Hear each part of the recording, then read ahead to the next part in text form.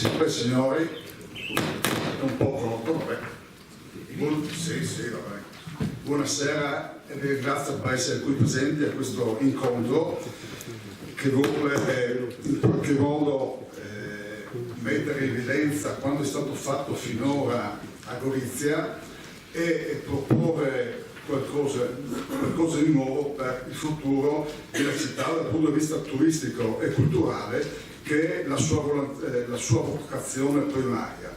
Innanzitutto comunque mi corre l'obbligo di ringraziare gli esponenti di Meet and Dream che ci hanno offerto questo video che abbiamo visto finora. È stato un video predisposto all'ultimo momento, se vogliamo, ma molto bello, molto grazioso, con tutti gli scorci più belli di Gorizia, anche una musica accattivante.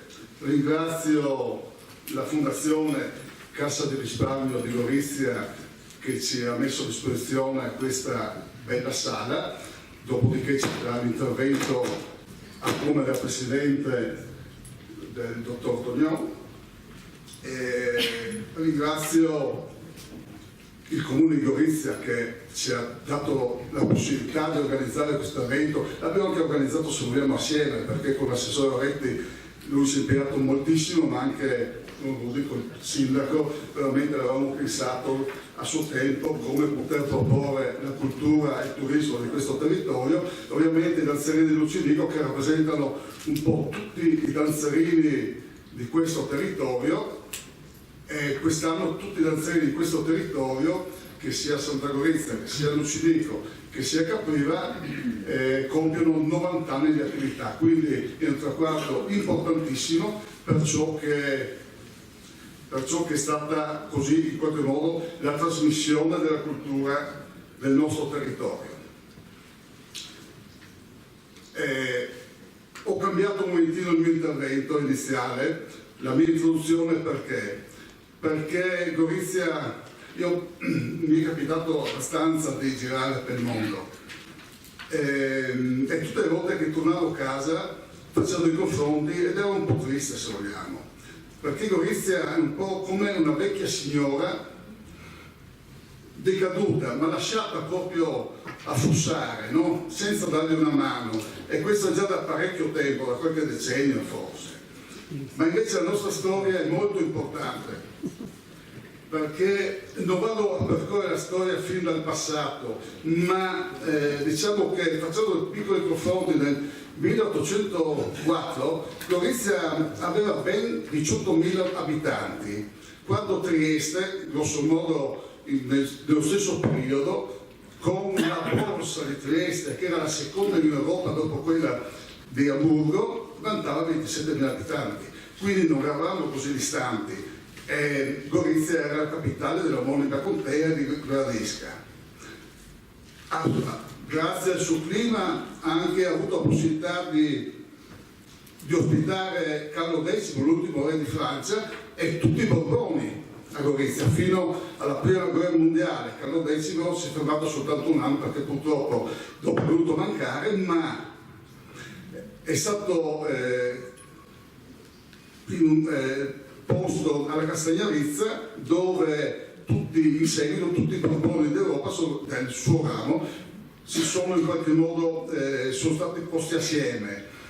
E non solo questo, qui in questa via c'erano tre corone e qui si svolge anche un incontro fra i Borboni per decidere quale sarà il pretendente al trono di Francia, quindi la famiglia d'Orleani, quindi Gigli. Ma la loro presenza a Gorizia è stata anche importante perché a Gorizia veniva in vista a Sua Eccellenza, il re di Francia, la nobiltà francese, quindi portava qui tutta le nuove tendenze di Parigi, quindi la Belle Époque, la danza, e dall'Austria arrivava la musica.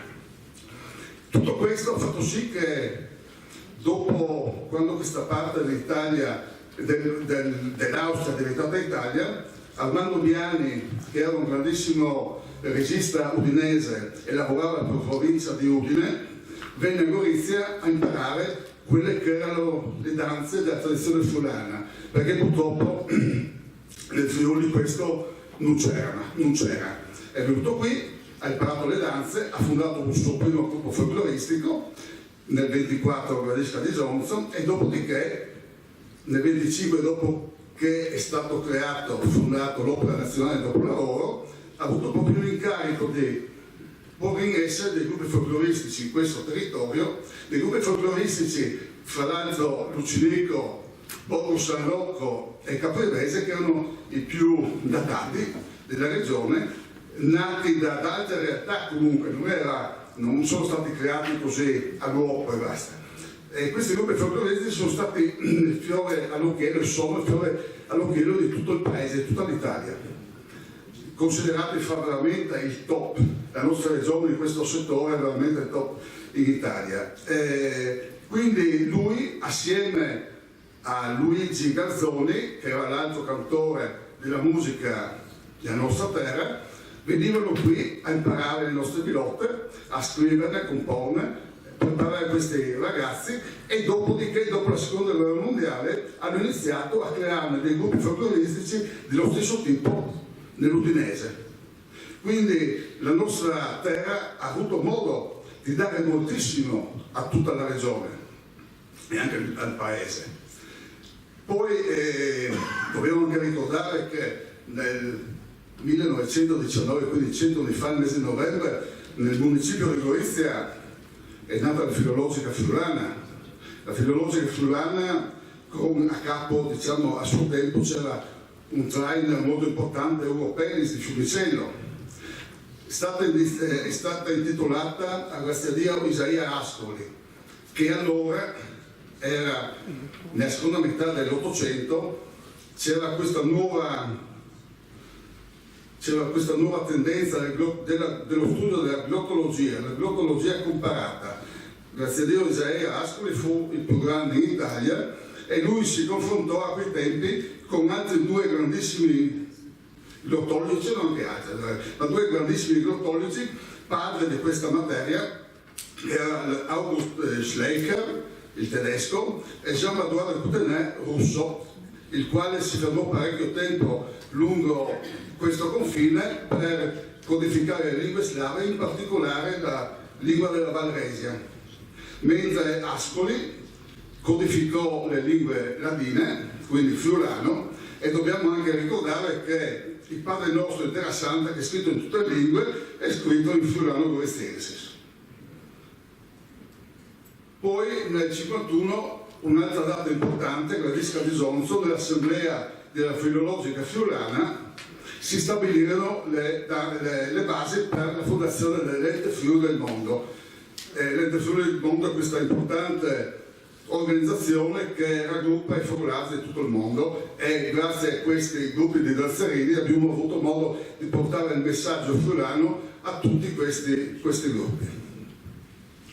Ma anche nel 63 la nostra fu l'ultima regione a statuto speciale che venne formata, e non venne formata così perché eravamo simpatici, perché eravamo friulani, ma perché la nostra città era divisa in due, quindi la peculiarità e la difficoltà di questa città, quindi ciò che pagava la città di Gorizia e i suoi abitanti, hanno fatto sì che nel 63 per ultima questa regione si venisse a formare, e oggi godiamo di questi benefici anche grazie a questa città. Infatti nel 1967 il Michele Martina, che era sindaco di Gorizia, assieme allo sindaco Zupan di Nuova Gorizia Stucali, vennero invitati da Willy Brandt in Germania agli stati generali europei.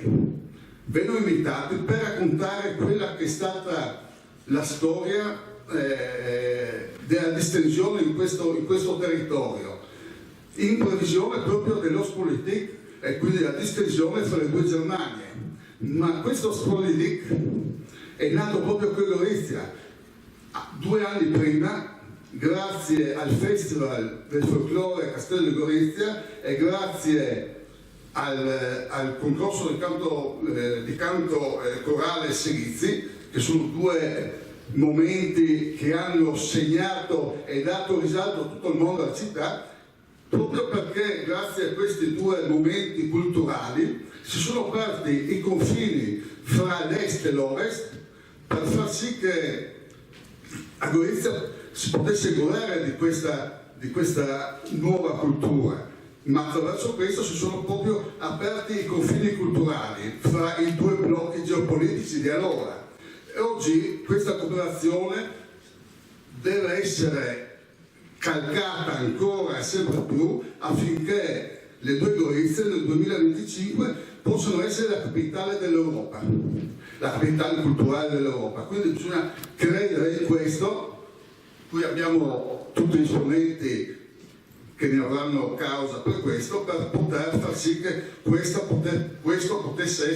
possa essere uno dei punti di lancio della città.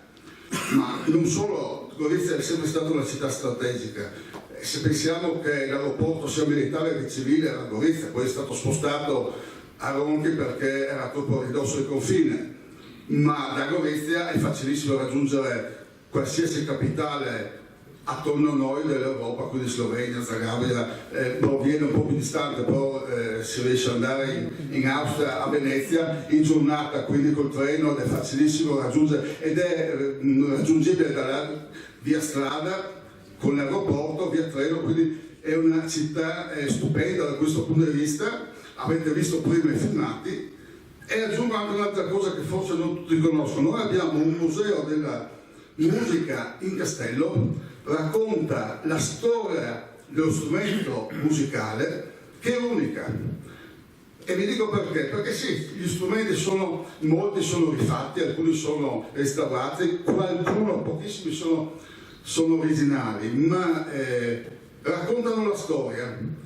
Io ho visto, ci sono due importantissimi musei che raccolgono la storia dello strumento, che fanno mostra degli strumenti musicali, uno a San Pietroburgo e uno ad Almaty in Kazakistan, ma sono raccolte di strumenti, non raccontano storia. Infatti molti di questi docenti, di questi accademici di questi paesi vengono qui, li porto io in castello, gli racconto la storia di questi strumenti musicali, e vengono qui anche appositamente, ovviamente non soltanto per vedere questa mostra, perché è molto interessante, e noi dovremmo valorizzare assieme al castello, come si sta facendo o meno, anche queste peculiarità che noi abbiamo e forse non conosciamo bene molto di ciò che abbiamo.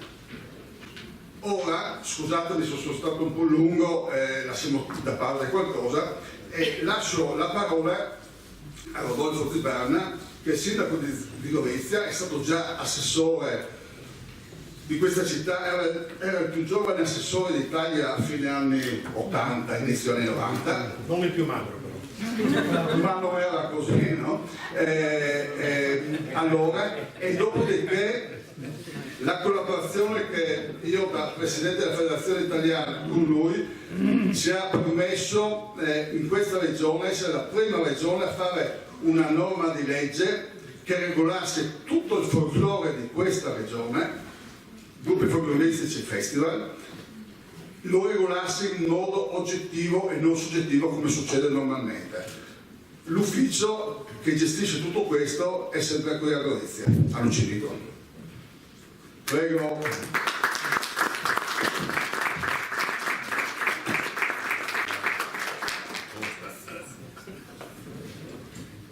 Grazie carissimo. Innanzitutto grazie all'assessore regionale che ci onora della sua presenza, anche perché oggettivamente molta parte del turismo, soprattutto di comuni capoluogo, comunque il turismo principale, passa necessariamente attraverso l'amministrazione regionale, non soltanto per la sua azione di coordinamento, ma proprio perché comunque è dotata di quegli strumenti che ovviamente i soggetti che comunque dispongono di meno risorse non possiedono. Consentitemi una battuta sulla attualità del riferimento di Negro ai due blocchi geopolitici, che tu facevi ovviamente riferimento al blocco geopolitico friulano e triestino, e tu spiegavi le ragioni per cui la nostra provincia deve stare tale. Ora c'è l'attualità, al di là delle battute, cioè le connotazioni identitarie per quanto riguarda la componente friulana che affonda le sue radici certamente da Ascoli, ma prima ancora. Io credo che questo qui è certamente una battuta, però quando parliamo di caratteristiche di una persona, figurarsi perciò di una comunità, di una provincia, una comunità grande come la nostra, la cultura è essenziale, perciò questo appartiene alla sua carta di identità nel vero senso della parola. Consentitemi, visto che gli argomenti sono immensi, di parlare della cultura, ma relativamente alla declinazione turistica della cultura, anziché cultura in senso più. Declinazione turistica significa l'opportunità, certo, quando uno promuove qualcosa, Sua Eccellenza, carissimo, no, in prima fila c'è posto, anche perché a questo proposito entro e esco. No, sbattiamo, se qualcuno vi ha detto che dopo vi interroghiamo, non è vero, perché la vostra collocazione, schiacciati tutti in fondo, è tipica collocazione da primo giorno di scuola, uno sceglie l'ultimo banco per non essere interrogati. Prometto che anche a chi in prima fila non verrà rivolta alcuna, già paura, non verrà rivolta alcuna domanda, al di là perciò delle battute. Va da sé che quando parliamo perciò di turismo, una persona può promuovere se stesso, la propria attività imprenditoriale, il proprio territorio, sia solo per il piacere di promuoverlo, accade tantissime volte, ma anche con l'intenzione di produrre ricchezza attraverso questa promozione. Ecco, a me interessa in questo momento circoscrivere le mie considerazioni perciò e alla cultura e al turismo dedicato a produrre ricchezza, perché con la cultura si mangia, con il turismo ancora di più si mangia. Per produrre ricchezza, quando parliamo della movimentazione, cioè della attrarre persone sul nostro territorio, tre sono gli strumenti principi: o creando nuovi posti di lavoro, cioè nuove buste paga, persone che possono spendere 365 giorni all'anno qualcosa negli esercizi comunque sul nostro territorio, o portando, più che creando nuovi posti di lavoro, portando chi lavoro ce l'ha già, perciò può essere pensionato, ma non solo. Oppure il turismo è quella capacità di attrarre per un giorno, 2 ore, 3 ore, 4 ore, 2 giorni, 3 giorni, ecco, fare in modo che perciò chi comunque non vive, chi non sceglie perciò di stare per sempre nella nostra città, comunque ha la possibilità di conoscere e perciò di portare ricchezza al territorio. È vero che pur con le nostre modeste risorse il sistema sta funzionando. È indubbio che il turismo, sappiamo da anni, già salvo dopo l'11 settembre che ha subito una flessione, ma alcuni luoghi del turismo internazionale, comunque il turismo, chi opera nel turismo lo sa, il turismo comunque è un'azienda, tra virgolette, è un'attività imprenditoriale che ancora produce ricchezza in crescita rispetto ad altri settori della nostra economia che sono in flessione o comunque perlomeno che erano in flessione. E il fatto che comunque la nostra città, il nostro territorio sia sulla buona strada deriva da alcuni dati che non forniamo noi, ma dati che vengono forniti dagli uffici tecnici. Noi lo scorso anno abbiamo registrato a Gorizia circa il 20% in più di turismo, sia in termini perciò sia maggiori pernottamenti. Il nostro territorio grosso modo assicura 60.000 pernottamenti all'anno, sia attraverso i pernottamenti che attraverso una presenza mordi e fuggi. Perciò ne hanno tratto beneficio sì ristoranti, prevalentemente i ristoranti, il bar, bed and breakfast, alcune attività alcuni esercizi, alcuni negozi, ma va da sé che tutte queste persone che hanno tratto un beneficio economico poi comunque hanno speso, hanno continuato a spendere anche altrove all'interno del nostro comune. E noi possiamo, come tutte le cose, come in un buon piatto ci sono diverse componenti che rendono quel piatto più buono rispetto ad altri. Io credo che molto bene ha fatto l'amministrazione che mi ha preceduto nel rendere attrattivo anche dal punto di vista estetico la nostra città. I turisti che vengono, prima ancora di parlarmi del castello, di Via Proveni, di tante altre cose, mi dicono: ma sindaco, ma devo dire una cosa, ma dica, la sua città è una città pulita. Ci mancherebbe altro, non capisco la meraviglia, il motivo, spero che non vengono qui soltanto perché Gorizia è pulita, trovano una città pulita, ordinata, con il verde, cioè è una città ospitale anche da questo punto di vista. Noi pensiamo, perché ci siamo abituati, che una cosa è irrilevante, in realtà vedo, lo constato in continuazione, che è una cosa che fa molto effetto. Abbiamo alcuni luoghi che più di altri sono deputati ovviamente al castello, al turismo, e che anch'essi ci consentono di avere il polso, no, della situazione turistica. Ad esempio il castello, alcuni giorni fa è apparsa la notizia che noi siamo passati da 42-43.000 dello scorso anno a 37.000 l'anno precedente, abbiamo avuto comunque un aumento anche di sbigliettamenti in castello sull'ordine del 20%. Abbiamo traguardato 50.000 ingressi, noi sosteniamo, certo che è ambizioso, il nostro obiettivo è quello di raddoppiare o più che raddoppiare le presenze di un anno e mezzo fa, e addirittura potremo arrivare a 80.000. Questa è un'asticella molto alta, ci mancherebbe, molto ambizioso, ma lavoriamo in questo senso. Anche perché il maniero con tutto il borgo castello, sul quale capiamoci è l'oggetto principale, sono tante persone che vengono a Gorizia magari soltanto per i morti e fuggi, visito il castello, il museo della Grande Guerra e me ne vado, perciò questo è il luogo, il manufatto con maggiori capacità attrattive. Poi parleremo di tante altre cose, degli eventi, di tanti altri luoghi, però il castello è quello che in questo momento registra il maggior numero di presenze che ha, e perciò è quello che ha più fascino. A questo noi aggiungeremo 300.000 euro di investimenti già decisi per investimenti nel multimediale che verranno realizzati a cavallo tra la fine del 2019 e inizi nel 2020. Trasformeremo perciò il castello in qualcosa di ancora più fruibile, ancora più accessibile, non soltanto dal punto di vista linguistico, perché aggiungeremo ovunque possibile anche la lingua slovena per una scelta nostra legata oltre che per ragioni turistiche, ma legata perché ci crediamo anche alla candidatura, ne parleremo dopo, di Capitale della Cultura Europea del 2025 insieme a Nova Gorica. E perciò il linguaggio, la conoscenza reciproca del linguaggio è uno degli elementi, uno degli indici tra i più importanti. E oltre perciò che questa multimedialità di cui potrà disporre il castello, due grandi interventi per quanto riguarda il comune, un intervento per quanto riguarda un altro soggetto. Interventi del comune. Chi di voi, io non guardo i più giovani perché sono terribilmente giovani, perciò sono quelli che non si ricordano del bastone fiorito, vero? Non voglio neanche chiedere per alzata di mano chi si ricorda del bastone fiorito, perché se fa... No! Ecco, appunto, non voglio sapere questo, vuol dire che gli altri sono ancora più giovani, perciò il sapere che tanta gente non ha vissuto il bastone ferito, noi intendiamo riqualificarlo, abbiamo le risorse, tornerà ad essere quello che era, con una differenza però. Anni fa oggettivamente creava rumore nella città per tutta una serie di ragioni tecniche che noi suppliremo con altre, senza che entro nel dettaglio adesso, con degli accorgimenti che ci consentiranno perciò di far divertire le persone senza disturbare le altre. Il teatro tenda, che non si chiamerà più teatro tenda, perché la tenda sarà smobilitata, dovevamo farlo già da tempo, e fuori norma, il prefetto mi sembra, no, ma sono stato autorizzato. Io devo ricordarmi devo ricordarmi i miei interlocutori davanti, perciò naturalmente una battuta che mi permette di virtù dell'amicizia. Questo è l'ultimo anno che ci consento di tenerlo. Realizzeremo una tensostruttura, sarà in cristallo, sarà in plexigas, lo valuteremo, un qualcosa che consenta però l'utilizzazione dello spazio appunto oggi del teatro tenda non più per 2 mesi e mezzo all'anno, ma per tutto l'anno, dal 1 gennaio al 31 dicembre, per tutto il convegno, la festa dei giovani, il dibattito, il catering per le nozze in castello. Converrete che noi battiamo gli altri se offriamo qualcosa di diverso dagli altri. Le città più ricche possono battere le altre perché hanno più soldi.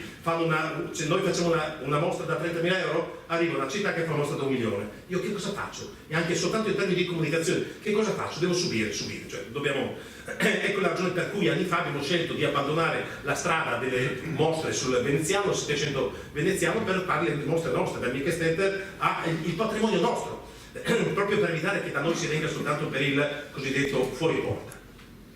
Gorizia ha perciò il poter offrire come anche luogo di convegni, di conferenze, di incontri, di feste, anziché un luogo tradizionale, quali sono tantissimi luoghi a Trieste, Udine e Pordenone, poter offrire qualcosa che gli altri non hanno, cioè venire da noi perché riescono a vivere, al di là del momento convenistico, al di là della conferenza, al di là dell'appuntamento amicale, professionale, vivere un qualcosa in un ambiente che gli altri non hanno, perciò la location ti trasforma anche dal punto di vista dell'emozione l'evento stesso, un po' come Via Rastello, per capirci.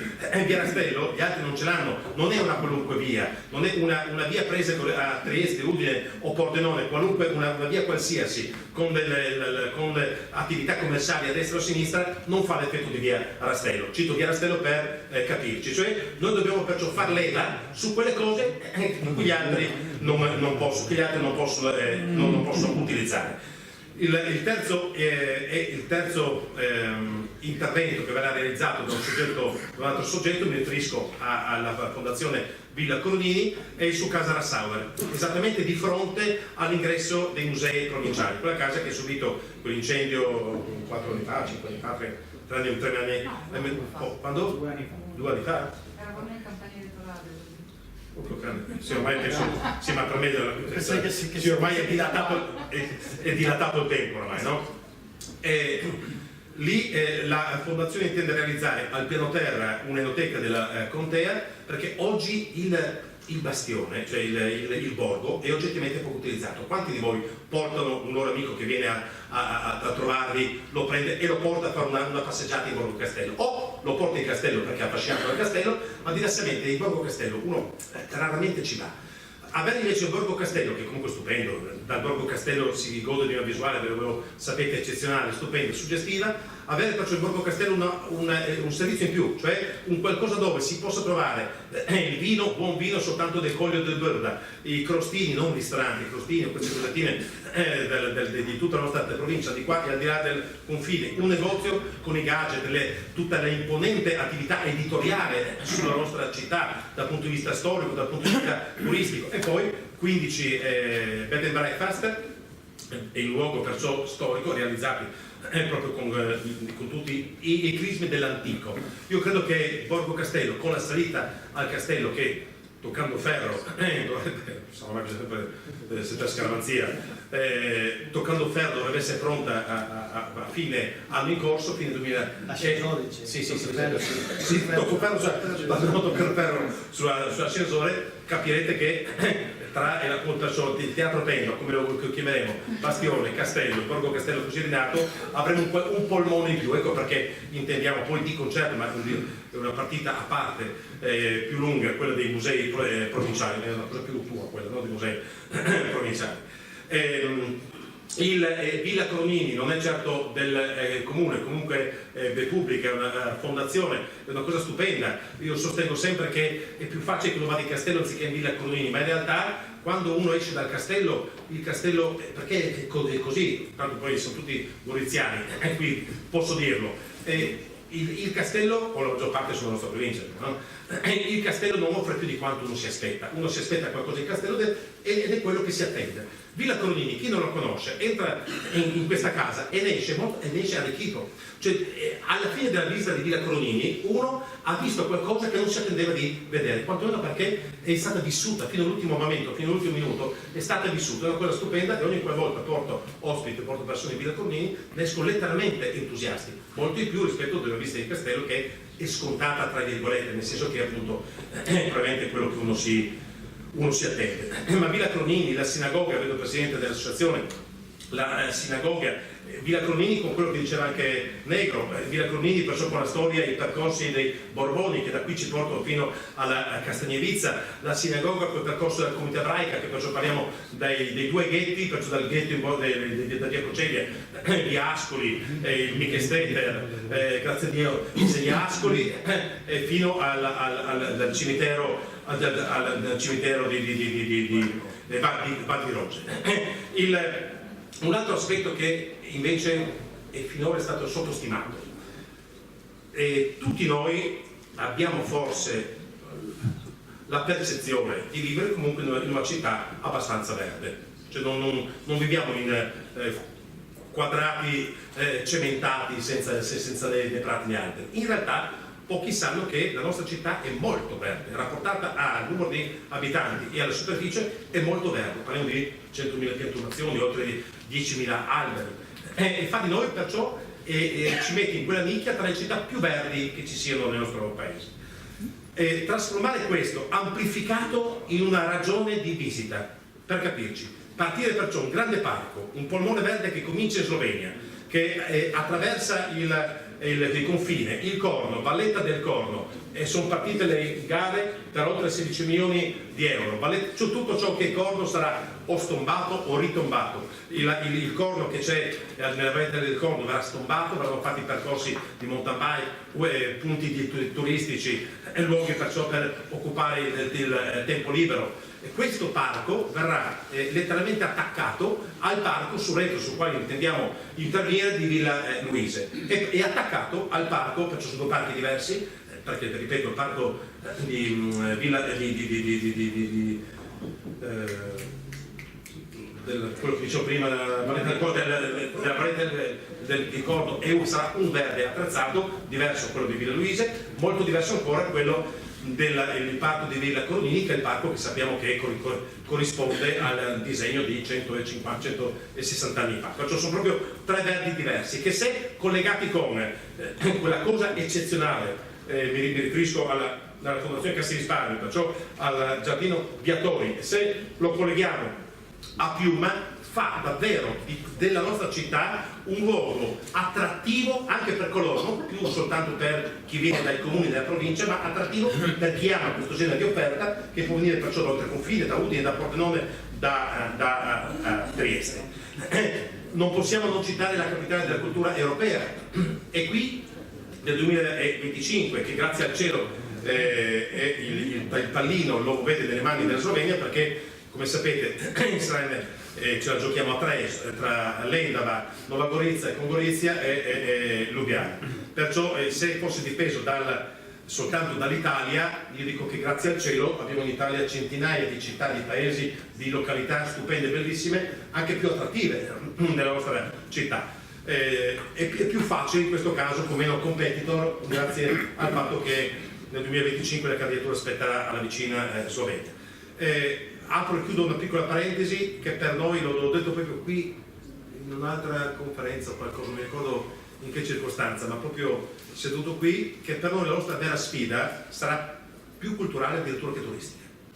Dal punto di vista della ricchezza, ovviamente la candidatura è una sfida turistica. Culturale io dico perché noi dovremmo fare questa corsa insieme a Nova Gorizia, che ci sia o no la candidatura. È più facile, è agevolata la candidatura perché c'è la possibilità di raggiungere dei benefici, importantissimi benefici di natura economica, però la vera sfida culturale non è quella di portare risorse, che ci mancherebbe altro, noi cercheremo di fare a Gorizia, ma la sfida culturale è riuscire a dialogare in modo diverso con l'oltreconfine, che per noi ormai sarà il nostro futuro. Il nostro futuro sarà comunque tutto ciò che noi riusciamo a creare, vale di più, c'è un valore aggiunto se lo creiamo insieme agli amici di Nuova Gorizia e comunque oltre confine. L'UNESCO non te lo tolgo, Fabrizio, se no dopo si parla per l'UNESCO, dopo mi uccidi, no, mi togli la salute, non peccato, mi sono un gran lavoratore. Se vuoi anche il Calvario Sabotino, no, quelli di purtroppo anche da Transalpina lascio a te. No, purtroppo ai noi, mi metto dei panni dell'assessore che deve chiudere, sto senso di colpa, mi ha chiesto faccia fare in un'ora, ho visto che sono io, sto già parlando un quarto d'ora e adesso mi metti sensi di colpa, vedi? No, scherzo. L'università stessa è cultura, ma non è turismo, è che cultura che si traduce in ricchezza, ma la prima ricchezza dell'università non è la locazione dell'appartamento, non è l'apro spritz, non è il pranzo a cena. La prima grande cultura è quella contaminazione. Non dico che in tutti i garage del mondo si inventano nuovi computer, non nascono perciò queste persone ogni settimana, ma noi abbiamo visto che anche le start-up, no? Gianluca, certe start-up che sono nate proprio qui sul nostro territorio, sono nate grazie a studenti universitari, a persone che perciò oggi hanno 30 anni e mi dicono: sindaco, devo trovare un'altra collocazione perché è nato con pochi dipendenti, oggi da 25, obiettivo suo è traguardare nei prossimi 2 anni il 50 dipendenti. Sono ragazzi universitari che perciò qui hanno fatto scoccare questa scintilla. I rapporti, ho visto, me lo sono perso, il presidente della GIT, rapporti che noi stiamo cercando di ho visto che abbiamo cercato di avviare, no? Con Grave, con Lignano, perché come nell'economia, e qui non c'entra, Gorizia sostiene di voler essere retroporto di Monfalcone, retroporto ne parlavamo anche alcuni giorni fa, retroporto di Trieste, perché noi siamo consapevolissimi che noi dobbiamo essere una parte delle ragioni di crescita di un territorio molto più ampio. Cioè noi sosteniamo sempre che se Monfalcone è più ricca è Gorizia, se Udine è più ricca Gorizia, se Trieste è più ricca Gorizia, se Nova Gorizia è più ricca Gorizia. Perciò se noi riusciamo a dare un qualcosa, un aiuto, perché il territorio che ormai non ci si sposta sul dorso di un mulo, in macchina in un'ora uno da Gorizia in 50 minuti a Lubiana e in un'ora e un quarto a Palazzo Grassi a Venezia, perciò va da sé che l'economia e il consumo ormai va ben oltre anche la nostra regione.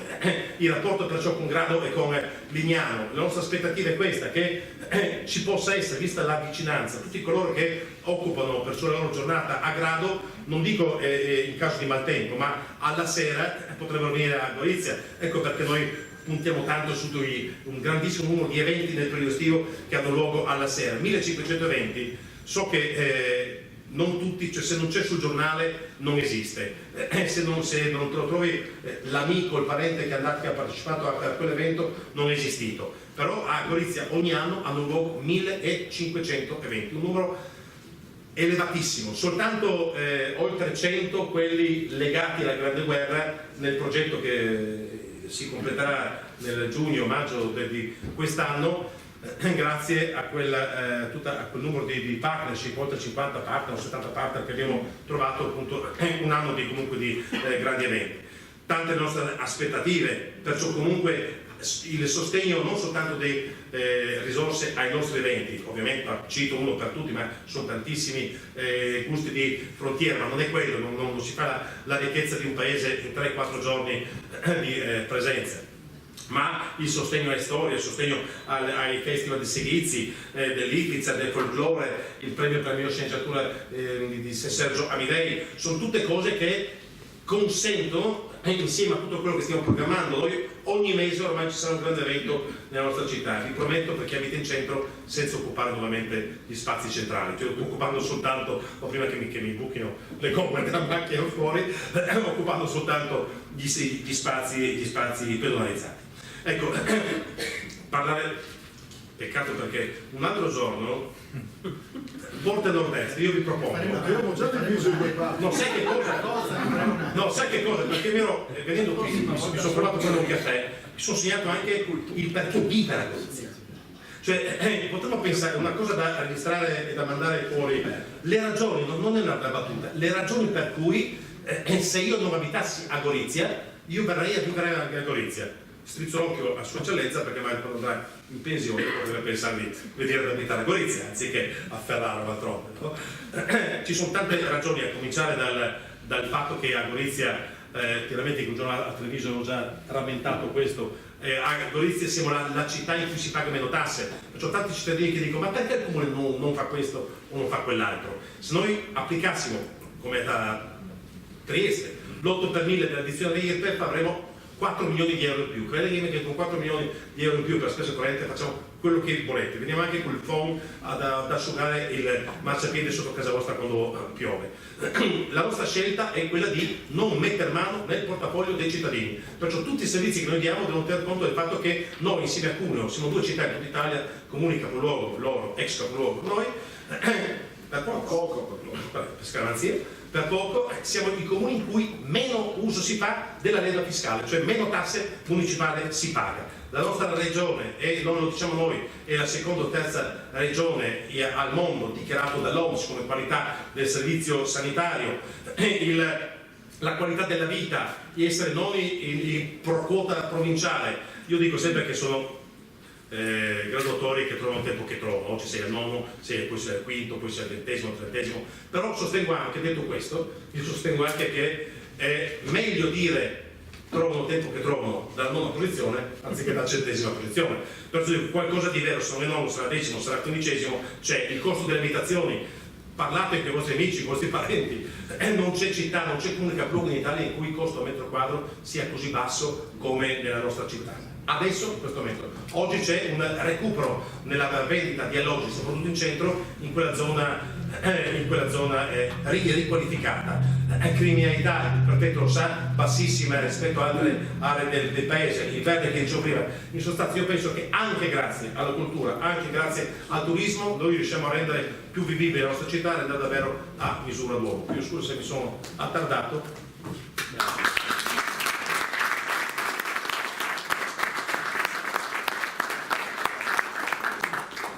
Signor Sindaco, grazie alla sua esperienza e poi un figlio d'arte, quindi nato a Gorizia, esattamente prolisso in quelle che deve esporre le sue massime idee sulla città, vuol vedere la città e si è notato che è da sempre così.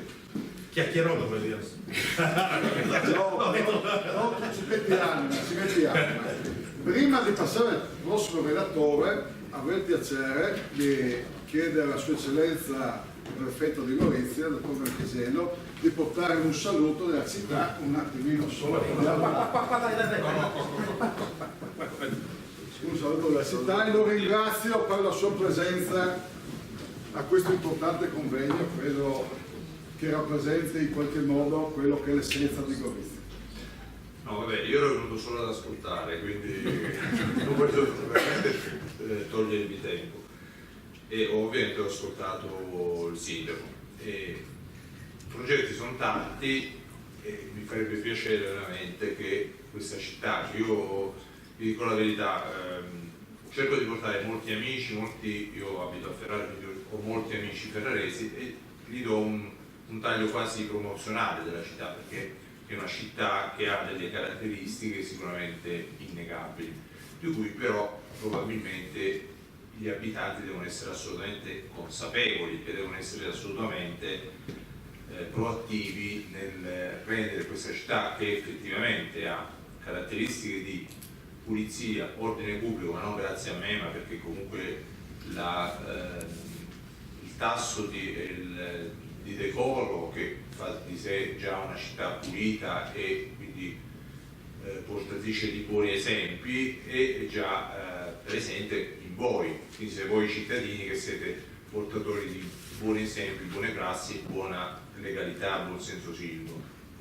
Però probabilmente manca qualcosa e non sono io certo, ma il sindaco che mi sembra stia innescando, stia accendendo una miccia importante, quindi qualcosa che possa essere veramente di portatore di interesse, di attrattiva per questa città, che merita assolutamente. Io sono un anno che sono qui e ho trovato degli angoli, delle caratteristiche, delle capacità recettive poco, ma sicuramente di nicchia, che sicuramente devono essere valorizzate. Ultimamente c'è stata una troupe cinematografica che qui ha fatto anche un buon lavoro e speriamo veramente che porti attrattiva e interesse verso questa città che merita. Io sono napoletano di nascita, salernitano di studi, quindi ho girato parecchio, ho girato anche in altre città, ferrarese di adozione, come dico sempre. Ferrara è un'altra città a vocazione turistica, ha molto, cioè quando sono arrivato io nell'80 era una città deserta e non c'era nessuno in giro, questo ve lo posso dire. Adesso è piena di ragazzi, di studenti, che sicuramente danno un qualcosa in più, sicuramente creano anche molto disordine, molto caos, però sono comunque capacità e potenzialità che questa città è capace anche di mantenere, un decoro urbano che sicuramente è in grado di mantenere, ma su cui forse bisogna, come dire, portare un po', il sindaco ne è capacissimo, portare più entusiasmo e su questo penso che anche la regione sicuramente un contributo.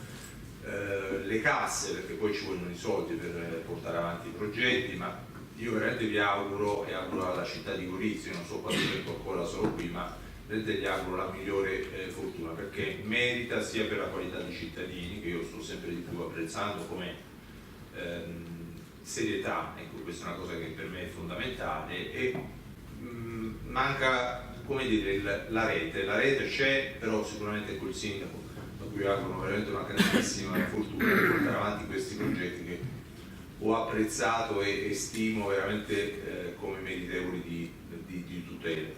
La prefettura può far poco ovviamente, perché in questo noi abbiamo altre competenze, lo dico sempre, però già di sé con la possibilità che avete di fruire anche del palazzo della prefettura per iniziative, qualunque essa sia, non come contenitore chiuso ma come contenitore aperto alla cittadinanza, questo c'è, quindi l'ho sempre messa a disposizione su tutto e su tutte le iniziative meritevoli ovviamente ci saremo sempre, quindi in bocca al lupo veramente Gorizia.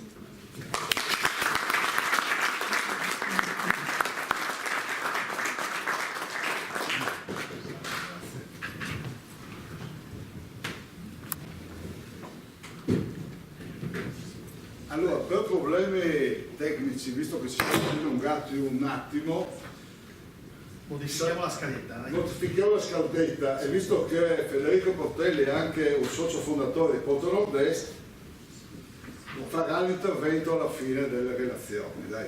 Grazie Federico. Giusto, cioè, E quindi passiamo direttamente la parola a Leonardo Tognon, che rappresenta la Presidente della Fondazione Cassa di Risparmio, in questo caso, visto che purtroppo si è dovuta assentare da Gorizia, ma ha indicato una persona veramente molto preparata nel settore turistico. Lui opera presso il GIP di Grado, ma prima è stato anche ha avuto altre funzioni nella PT o nell'ente turistico regionale. Quindi passo la parola al dottor Tognon. Io ringrazio, grazie di essere. Conviene prendere il microfono. Ringrazio per la vostra presenza, mi scuso se non sarò puntuale e preciso come sono stati i precedenti relatori, ma la Fondazione Cassa di Risparmio di Gorizia mi ha permesso, come osservatorio particolare, di vivere il rapporto cultura e turismo sul nostro territorio in maniera intensa, precisa e anche con una sorta di autocritica. Alla domanda del sindaco prima, perché scelgo Gorizia per abitare, io mi pongo la domanda da turista, nel ruolo di viaggiatore, di turista, perché dovrei scegliere Gorizia e il territorio per le mie vacanze, dove vacanza oggi il turista è vacanza quando dorme qualche notte, ma oggi il turista è diventato viaggiatore, ritorna più volte sul territorio a patto che esistano delle motivazioni forti sul territorio, delle attrazioni forti affinché io debba ritornare, perché la Fondazione Carico, proprio a cavallo tra il 2018 e il 2019, ha preso in mano un progetto di carattere turistico. Questo partendo un po' da un intervento che ha fatto il Presidente della Repubblica Mattarella, che diceva che le fondazioni non sono unicamente degli erogatori di contributo, ma bensì dei corpi intermedi tra cittadini e istituzioni con forte vocazione territoriale, attente al patrimonio di valori delle comunità locali che favoriscono il benessere delle comunità e contribuiscono allo sviluppo del Paese. Quindi il ruolo essenziale è sostenere un approccio pluralista allo sviluppo e alla diffusione dell'innovazione sociale. Cosa ha fatto Fondazione? Faccio sintesi. Questo è lo slogan. Il futuro non è solo nelle grandi città, ma anche delle aree interne se librano creatività e innovazione. Quindi c'è stata un'analisi del territorio, un progetto turistico, culturale e turistico di attrazione dove si porta allo sviluppo del nostro territorio e cercando con una sorta di marketing territoriale di attrarre forza dal basso per sviluppare l'attrazione dei turisti viaggiatori. Il primo progetto è nato sul Museo del San Michele, dove a fianco al richiamo di marketing territoriale si è andati a giocare sull'innovazione, cioè l'innovazione che possa arrivare a fasce, ad un target diverso da quello che è il target, tra virgolette, tradizionale del nostro territorio. Quindi la prima cosa siamo andati a vedere qual era il prodotto turistico che poteva essere promosso in maniera attenta, in maniera diciamo legata al territorio, promosso ad un target molto ampio, far arrivare un maggior numero di persone, magari che arrivi più volte a scoprire il museo, a scoprire la parte storica, a scoprire il nostro castello, l'enogastronomia e tutto quello che sta attorno. Quindi a valorizzare il nostro territorio, che è un territorio, come abbiamo ascoltato prima, ricco di ricchezze, ricchissimo di eccellenze, però abbiamo un problema, non riusciamo a far partire dal basso, quindi a creare una sinergia e soprattutto a promuoverlo diciamo correttamente. Perché? Perché probabilmente non ci si parla, ed ecco perché la Fondazione Carigo ha questo progetto proprio di sviluppo del territorio, a supporto di tutto il territorio, rispettando il proprio ruolo, che partirà appunto, è partito con il museo, poi la zona del Coglio con questo percorso che esalterà anche percorsi alternativi con la bicicletta assistita, con il racconto di Glocal, perché raccontare è un valore estremamente importante. Piccola parentesi, a New York c'è una guida che vi porta sulle strade dove hanno girato i più bei film degli ultimi anni. Sapete che è triestino questo ragazzo? È un ragazzo triestino musicista che vi porta e fa 4 o 5 percorsi a giornata, tutto l'anno. Quindi l'innovazione non sta soltanto nelle start-up, ma sta nel valutare il prodotto turistico, valutare il target, valutare quale è il valore del turista. Nel percorso che in Fondazione ha fatto, ha valutato anche qual era il turista che dovevamo andare ad attaccare, dovevamo andare ad aggredire. Ed è un turista, possiamo definirlo dalle 7 I, è informato, impaziente, in 2 secondi decide, clicca, mette nel cestino e acquista, infedele perché è legato alla leva del prezzo piuttosto che ad un'altra offerta che non dipende più dalla distanza, perché è un viaggiatore, non è più un turista, è un viaggiatore dove replica più volte durante l'arco dell'anno la propria uscita dalla città. È innovatore, illuso di essere l'unico protagonista, invece dalla parte di chi offre il turismo è di rendere unica la vacanza. Lui è il nostro viaggiatore, è quello sul quale noi disegniamo la nostra proposta. È internetizzato, va tutto su internet, quindi soprattutto è intossicato da tutte le offerte che arrivano. Quindi noi dobbiamo essere, per proporre un prodotto turistico che esalti tutto il territorio, bisogna essere attrattivi, riconosciuti, riconoscibili, saper lavorare assieme, rispettare le linee anche delle istituzioni, perché non possiamo cambiare ogni giorno le linee, quindi se la regione, il territorio della provincia, il comune dà una linea, quella è la linea dove dobbiamo arrabbiarci prima, ma condividere il nostro percorso, perché la forza di alcuni progetti è proprio di partire dal territorio per arrivare alle corde del viaggiatore. Quindi noi dobbiamo stimolare l'emozione, quindi anche questo turismo emozionale è quello che poi diventa la promozione, perché se noi a quel turista viaggiatore che abbiamo definito illuso, l'abbiamo illuso che sia l'unica persona per la quale abbiamo costruito il percorso, sarà un ottimo elemento per promuovere il nostro territorio, che ha mille eccellenze, le abbiamo ascoltate tutte, quel di Gorizia, il Coglio, i percorsi che ci portano ai vari musei, le zone storiche, le zone ecologiche, il verde, le abbiamo elencate tutte per arrivare al mare, arrivare alla bellezza delle nostre coste e di questa regione che veramente è a nord-est, in fondo a destra, ma ha tutto in un'ora e 10 di percorso, perché si va dalla neve al mare in 1 ora e 10, 1 ora e 15 e si vedono delle cose straordinarie. Quindi per chiudere proprio per non portare via tempo, l'esperienza e la programmazione dell'esperienza con Fondazione Cassa di Risparmio di Gorizia sul primo step del Museo del San Michele ci porta con risultati positivi che sono arrivati, perché il target ha colpito i ragazzi giovani, perché l'innovazione tecnologica ha portato i ragazzi delle scuole a scoprire questo nostro territorio, non a giocare, ma a scoprire il territorio, venire da noi. E per caso, lungo quel percorso, qualche insegnante si è fermato anche in qualche azienda vinicola, scoprendo i nostri vini rossi di eccellenza in quella zona di territorio, per poi passare alle stupende vigne del Coglio a prendere i vini bianchi ed assaggiare gli altri prodotti.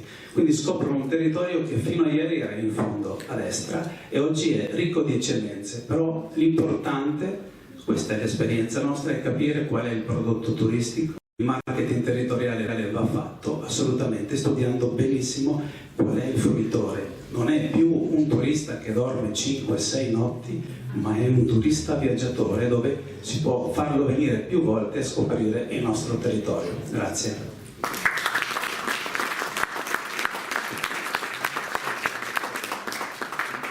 Ringrazio Leonardo Tognon, ha centrato anche lui il punto. Io sono un viaggiatore, non sono un viaggiatore quale turista, sono un viaggiatore per altre attività culturali e anche perché ho i figli che vivono purtroppo all'estero. Però comunque mi capita spesso di essere in giro e cogliere l'occasione per visitare cose nuove. Certamente sono luoghi che ritorno spesso, anche se sono in America o in Russia, ma sono territori che torno con piacere perché ho goduto della prima esperienza, la seconda e così via. E andare in un territorio non è che si riesce a cogliere l'essenza la prima volta, bisogna ritornare. Allora per ritornare bisogna lasciare un buon segno. Adesso passo la parola a Gianluca Madriz, vicepresidente della CIA della Venezia Giulia, ma io voglio dire presidente della CIA di Gorizia. Voi sapete questo incontro dovremmo farlo su loro proposta nella loro sede, purtroppo per lungaggini burocratiche non siamo riusciti a fare, casomai considereremo per il prossimo step. Gianluca, lascio la parola. Dovrò essere velocissimo perché è importante il rapporto forte, ma vado a voce alta, va bene lo stesso. L'assessore Bini credo sarà importante ascoltare anche lui per quelle che sono le tante collaborazioni che la Regione e le iniziative che ci può dare. Devo dire due cose: se oggi il sindaco potesse essere commisurato a quello che il nostro esonero, la città sarebbe stata sommersa, perché come un fiume in piena effettivamente ci hai buttato sul tavolo e hai esaurito tutti gli argomenti, tant'è che io farò un intervento di 2 minuti proprio perché mi manca la materia prima, sto scherzando chiaramente. La seconda riferimento, Maurizio, tu hai detto una cosa importantissima prima: quando torno a Gorizia vedo una città, ahimè, che mi fa star male. Io ti dico che quando invece torno a Gorizia vedo il cuore che mi si illumina. Io, da innamorato della mia città, innamorato della mia regione, ti dico sempre solo che quando mi muovo, purtroppo per lavoro, spesso e volentieri sono costretto ad allontanarmi, quando torno a Gorizia vivo un'emozione molto più forte, perché è casa mia e casa mia io la devo conservare, mantenere bene, ordinata, pulita sicuramente, ma proporla all'esterno. E ognuno di noi è fautore della sua ricchezza, cioè ognuno seduto a questo tavolo in platea deve parlare bene della sua città. Ecco perché mi sento di fare un appello, che è quello di finiamo di farci del male da soli, perché questa città effettivamente ha una ricchezza concentrata in area urbana e non solo, perché parlo ancora, sono vecchio ormai, parlo di provincia, no? Quando parlo di territorio mi viene in mente Monfalcone, ma parlo di Gradisca, parlo di Cormons, parlo di 25 comuni che sono collegati in un'area geografica molto importante, quella del Friuli Venezia Giulia, ma al di là di un confine che non esiste più e quindi in un'ottica di transfrontalietà che altri non hanno. Posso dire che siamo unici nel mondo, per certi aspetti lo siamo. Ce l'abbiamo lì davanti, si chiama Rosa di Gorizia, esiste solo a Gorizia, è una particolarità. Poi bisogna fare un appunto però, perché la rosa bisogna avere la materia prima per poterla vendere, perché l'assessore che mi capisce bene, al buon imprenditore, posso divulgare, investire tantissimo in una risorsa, ma poi deve avere la risorsa per poterla vendere, se no investe una risorsa che è fine a se stessa e non porta niente. Ma se noi per primi, torno a dire, siamo i fautori della nostra fortuna, dobbiamo parlarne bene. Vorrei che gli artisti però si accomodassero, perché mi sembra di essere sotto il regime militare, già mi ha messo il castigo qua, non so cosa ho fatto. Ma venendo un po' al sunto di quanto è stato detto prima, ci sono tanti progetti. Quando parli di Gorizia parli del Colle, l'abbiamo detto prima, non a caso, forse in sala c'è qualche cormonese, la Camera di Commercio già allora di Gorizia, oggi della Venezia Giulia, ha voluto mantenere importante una risorsa destinata insieme alla Regione, in partnership con la Regione. Ecco perché un ente da solo non deve andare da fare. Io vi parlerò sempre di sinergie. Voglio che le persone, gli enti, le strutture lavorino insieme, non lavorino singolarmente. Per questo noi abbiamo investito molto in quello che è il centro della valorizzazione dei prodotti tipici del territorio, dove a tutto spiano ci sarà e ci deve essere la rosa di Gorizia, la bubana di Gorizia, ci saranno i vini, ci saranno una serie di prodotti tipici di un territorio che devono essere divulgati, dove in una delle porte del Coglio Gorizia è l'altra porta del Coglio. Perché? Perché si collega anche a un'area geografica dove l'Isonzo non divide, oggi unisce due parti di una regione molto più vasta, okay? Quella della Venezia Giulia in un'ottica transfrontaliera, ma che vede assolutamente essere baricentrica a Gorizia. Gorizia deve avere questo ruolo, deve governare questo passaggio, ma soprattutto non deve infierire sugli altri, ma tendere, come sta facendo il sindaco, tendere la mano. Perché? Perché la concentrazione, può sembrare un brutto termine, ma la ricchezza, ecco, usiamo questo termine, la ricchezza che si concentra in quest'area, ripeto, è variegata. L'altro giorno è un piccolo dettaglio, perché noi continuiamo a dire che Gorizia è una città vecchia, una città fatta di vecchi, una città dove i giovani non possono vivere, però mettiamoci ogni tanto dalla parte dei giovani. Quando gli universitari del Consorzio Universitario di Gorizia, che abbiamo premiato con alcune borse di studio, ecco alcune start-up, hanno parlato, intervistati liberamente, trasversalmente, quindi non di una corrente o di un'altra corrente, sono stati interrogati su cosa è Gorizia, hanno parlato di Gorizia in una maniera eccellente, posso dire così, signor Sindaco, eccellente. Io da gorizziano non avrei usato parole così amorevoli e così importanti per la mia città, quindi la percezione che c'è è ben diversa da quella che abbiamo noi cittadini. La vedono bella, la vedono pulita, la vedono viva, perché non pensiate che andiamo sempre alla ricerca dell'aperitivo o dell'aperol party.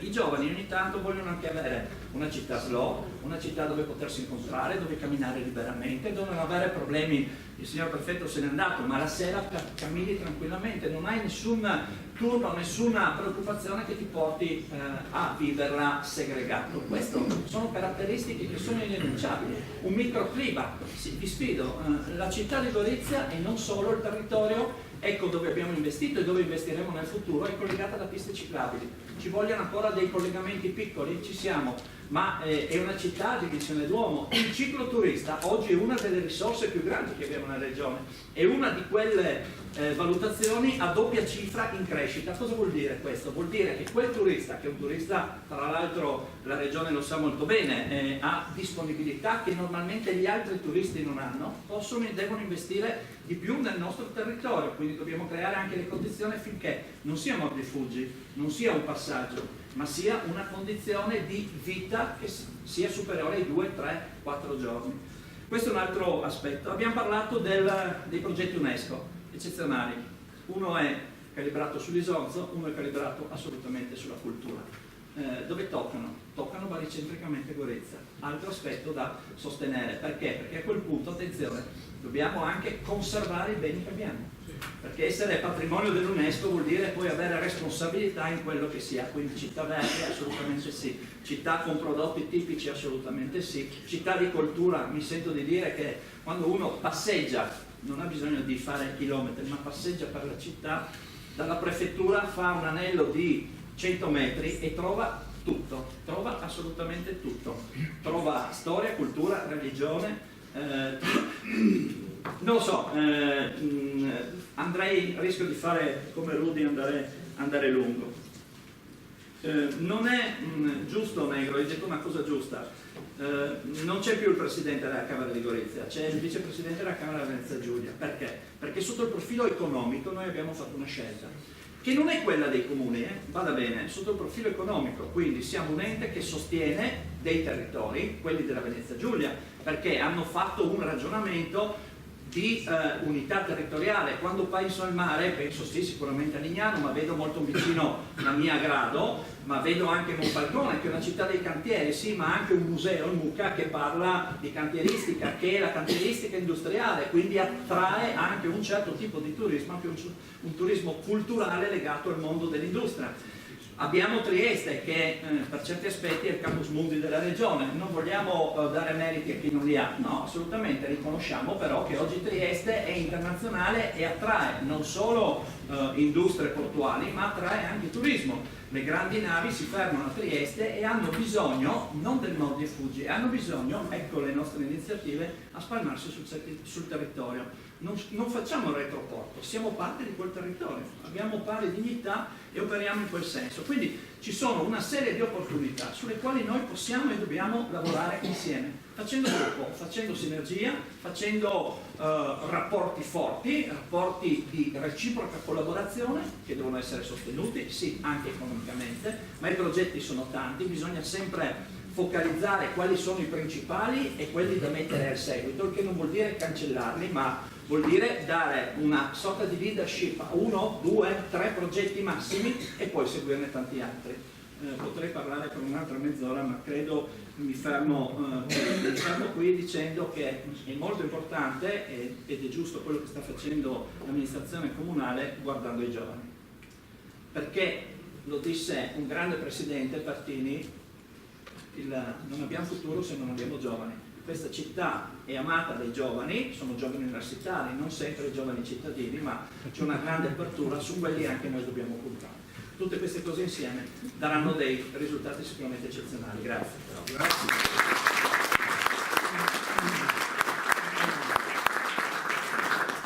Grazie Gianluca. Vedo sul tavolo veramente tanto materiale per i prossimi quesiti che arriveranno dal pubblico alla fine di questi interventi, quindi il pubblico veramente ha tanta polpa dove poter intervenire. Adesso, senza dilungarmi troppo con il discorso, perché poi sto scrivendo gli appunti, ma è meglio che li lasci per la prossima volta, per il prossimo step. Passo la parola a Fabrizio Retti, assessore del Comune di Gorizia, e sotto certi aspetti anche il braccio armato del nostro sindaco, no? Perché lavorano in simbiosi e quindi lui è la parte operativa per ciò che riguarda la cultura e il turismo. Grazie. Grazie a voi, buonasera a tutti. Sarò breve perché abbiamo il piacere di avere qui l'assessore regionale Bini ed è importantissimo sentire il suo punto di vista, considerato che la regione è qualcosa di vitale e prezioso per noi. Pertanto sarò velocissimo, darò soltanto dei focus. Prima di farlo però mi complimento con Maurizio, con tutta l'associazione, per un semplice motivo: non era scontato mettere sedute tutte queste istituzioni, ma soprattutto per parlare di qualcosa di costruttivo tutti assieme. Io da quando si è iniziato ho preso tutta una serie di appunti perché è veramente prezioso quello che sta nascendo da questo tavolo, pertanto bravi, perché c'era veramente bisogno di questa iniziativa e non era scontato che un'associazione prendesse questo spunto. Pertanto io partirei dal sottotitolo di questo evento, una ricchezza quale futuro? Beh, ormai il mondo è velocissimo, pertanto il futuro rischia di essere presente e pertanto bisogna essere sempre al passo con i tempi. Questo non è semplice, pertanto darò soltanto dei focus e sarò brevissimo. È un anno e mezzo che siamo al governo della città e abbiamo accelerato notevolmente per quanto riguarda la cultura e il turismo. Questo non lo dicono i tantissimi dati, perché i tantissimi più dimostrano che cosa? Che Gorizia è una città che ha una vocazione turistica, perché altrimenti in un anno e mezzo sarebbe impossibile riuscire a ottenere questi numeri. Parto però da un elemento importante: stiamo lavorando sull'internazionalizzazione della nostra città, pertanto c'è Gorizia, Nuova Gorizia, capitale europea della cultura 2025, ma c'è anche Collio Börda, capitale patrimonio culturale e rurale UNESCO. Pertanto lo ricordo, mi piace fare un ventaglio più grande per poi arrivare al micro.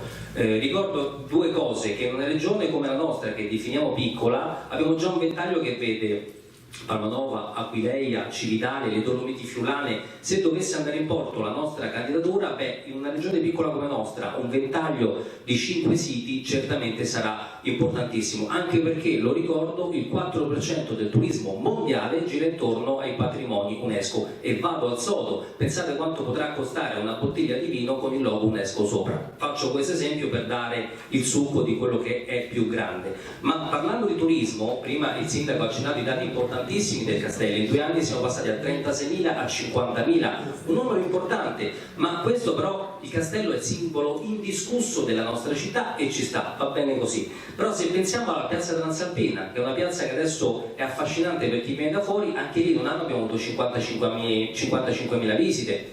Vedevo prima il presidente dell'associazione di Israele, in un anno abbiamo avuto 3.600 visite alla sinagoga, abbiamo la sinagoga più antica di tutta la regione. Ma parlo di questo, parlo di Basaglia perché lo ricordo, visto che parliamo di turismo, a settembre scorso Gorizia, grazie a Promo Turismo e Fugi, ha ospitato la borsa regionale del turismo, 25 tour operator, di cui italiani e stranieri. Che cosa hanno fatto? Hanno apprezzato la città, hanno lavorato per uno sviluppo oltre il centenario, perché il centenario sta passando, è quasi passato, ma ci sarà il 101, il 102, il 103, ed è importante focalizzare la regione perché la grande guerra non finirà e andrà avanti. Ma vi parlo di quell'esperienza per un semplice motivo. Abbiamo un turismo che è prezioso ed è nato proprio grazie alla borsa del turismo, che è il turismo basaliano. Abbiamo proprio terminato da poco il festival, che abbiamo creato un festival per il ricordo basaliano per i 40 anni dell'entrata in vigore della legge 180. Che cosa ne scaturisce? Che anche Basaglia porta e provoca turismo, nella prova che durante la borsa del turismo uno dei tour operator è andato a Roma e sta costruendo, a breve verranno proposti dei viaggi per le scuole del centro Italia che vedranno coinvolte Trieste e Gorizia, perché Basaglia è stato sia a Trieste che a Gorizia. Beh, tutto questo per dire che cosa? Dobbiamo lavorare perché farci conoscere per farci apprezzare. Io uso spesso questa frase per un semplice motivo, l'avete visto in questo tavolo, potremmo parlare per altri 2 giorni. Abbiamo tantissime ricchezze e tantissime potenzialità, e io la proposta che mi sento di fare, per non essere troppo lungo, all'assessore regionale Bini, perché è un assessore molto attento, mi preme sottolinearlo, è quello che, se lui lo reputerà opportuno e utile, quello di istituire con i 4 capoluoghi di provincia, con le 4 città della regione, di istituire un tavolo permanente che poi sarà a sua cura convocare a spot o quando lui reputerà opportuno e necessario. Perché?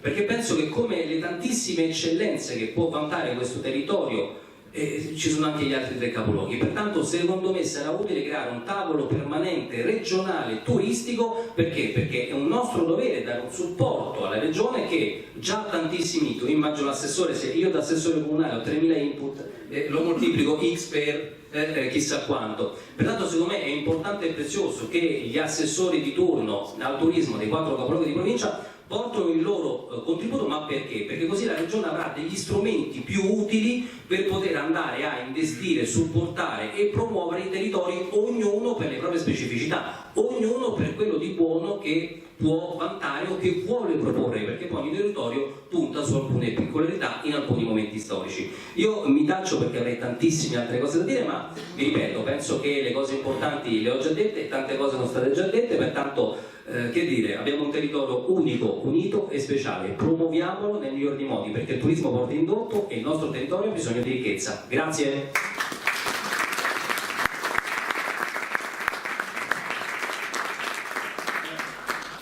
Sei un degno compagno del sindaco, come sei molto bello. Allora, un ringraziamento particolare deve andare all'assessore regionale Sergio Bini per averci onorato della sua presenza. Ci siamo accordati un mese fa circa per questa data, un mese e mezzo fa, quindi abbiamo stabilito questa data con lui, con la sua segreteria, e stiamo già lavorando per il prossimo step, per il prossimo incontro, che sarà un incontro diverso di questo. Mentre oggi stiamo parlando di proposta di Gorizia come centro e unicità di Gorizia, la prossima volta parleremo, certamente metteremo Gorizia al centro, ma al centro di una regione, quindi parleremo con tutta la regione, esponenti esperti della nostra regione, ma anche esperti della Primosca e quindi i territori circostanti, perché ovviamente per fare turismo e cultura e turismo nella nostra terra dobbiamo ragionare con tutta quella che è la nostra storia e con tutto quello che è l'Interland nostro. Quindi noi siamo una parte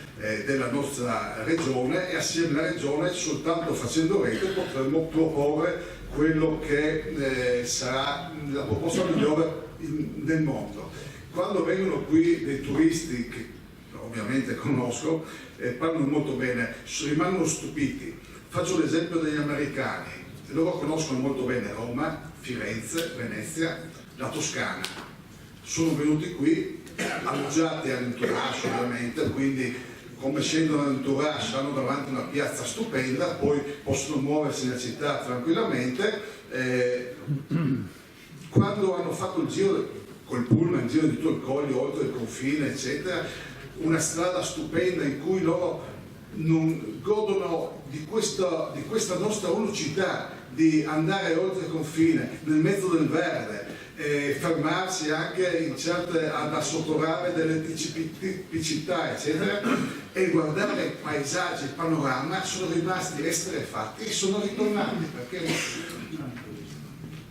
parlato di questo territorio, stanno parlando di questo territorio come la nuova Toscana del nord-est Italia. Quindi bisogna amare, come dicevi tu Gianluca, questo territorio, bisogna proporlo e far venire la gente. Allora lascio la parola all'assessore Bini per tutto il resto dei lavori, e vorrei dire ancora una cosa, mi scusi un attimino, ma ovviamente questo nostro incontro avviene un mese prima del BIT di Milano, quindi questo ovviamente potrebbe essere anche l'opportunità per proporre, dare nuovi spunti all'offerta turistica che ci sarà a Milano. In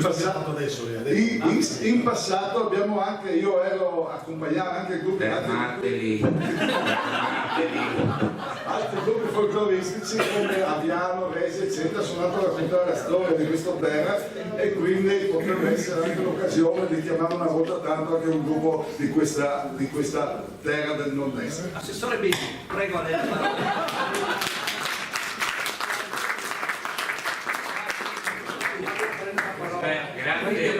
Grazie, buonasera davvero a tutti. Vedo molte facce stanche, non annoiate ma stanche, sì, quindi no, non sarò l'ennesimo, questa sera parlo 2 minuti e poi. Grazie Presidente per l'invito, l'ho accettato davvero molto volentieri. Anch'io mi sono permesso di prendermi degli appunti su quanto è stato detto questa sera. Ho apprezzato gli interventi di chi mi ha preceduto, ho apprezzato l'intervento appassionato, davvero appassionato, dell'amico Rudy, che ha, come dire, ama la sua città, non solo governa la sua città, ma la sua città. Le nostre comunità hanno davvero bisogno di sindaci come Rudy. Ho apprezzato anche molto l'intervento dell'amico Madriz, assolutamente positivo e propositivo. E una cosa però anche non mi è piaciuta. Quando ho sentito dire all'inizio di questo convegno che Gorizia è una vecchia signora abbandonata, allora smettiamola di piangerci addosso. Gorizia è una bella città, lo possono confermare i miei collaboratori. Quando sono arrivato oggi a Gorizia ho detto: ma ragazzi, guardate che bella città, una città illuminata, una città pulita, una città nuova, una città viva. Quindi basta, è una bella città, è una città che ha delle potenzialità enormi. Gorizia, la provincia di Gorizia, sono delle realtà che noi abbiamo, sono delle realtà che, caro Sindaco, la Regione Friuli, questo governo regionale sicuramente valorizzerà. Nessuno vuole cancellare la provincia di Gorizia, anzi la nostra volontà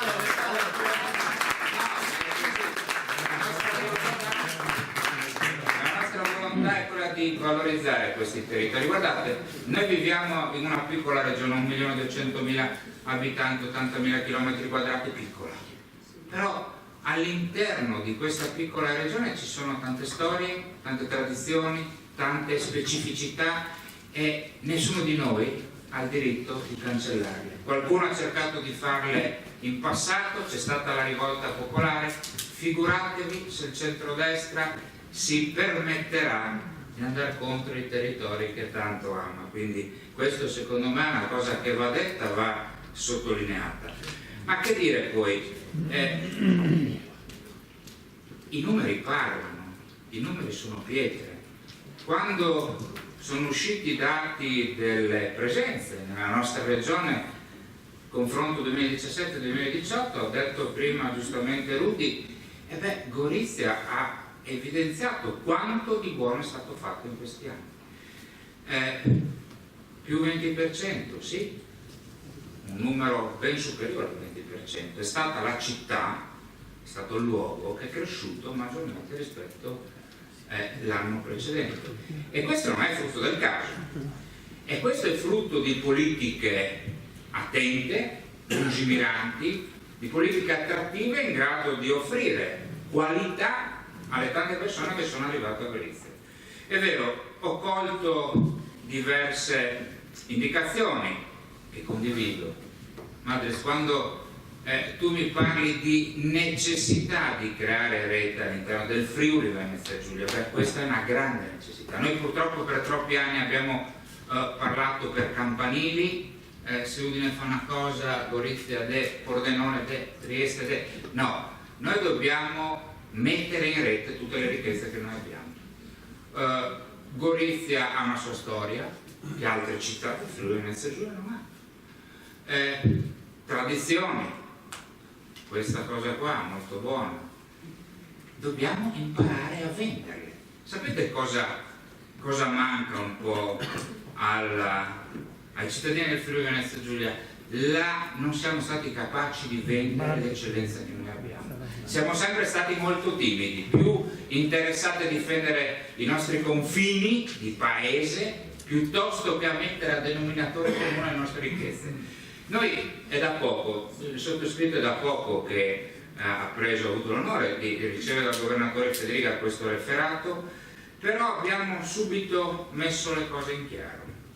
Quando si parla di turismo si parla di tutto, si parla di enogastronomia e una delle prime cose che abbiamo fatto è stato quello di portare sotto promoturismo la promozione enogastronomica della nostra regione. Si parla di cultura.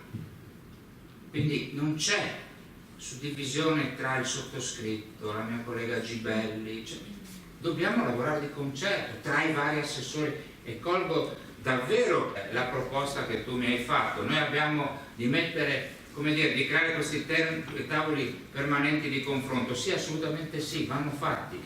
Anzi, io vi metterò a disposizione quello che è il nostro braccio armato, che è Promoturismo FVG, per far sì che, perché ribadisco, insieme possiamo creare dei progetti meravigliosi di sviluppo per la nostra regione. Guardate, ho avuto la fortuna di scegliere, di avere un direttore generale di promoturismo molto valido, non lo dico per partigianeria o perché l'ho scelto io, ma perché in questi pochi mesi ha saputo, come dire, dimostrarmi di che pasta è fatto, ha saputo insegnarmi cosa significa promuovere un brand.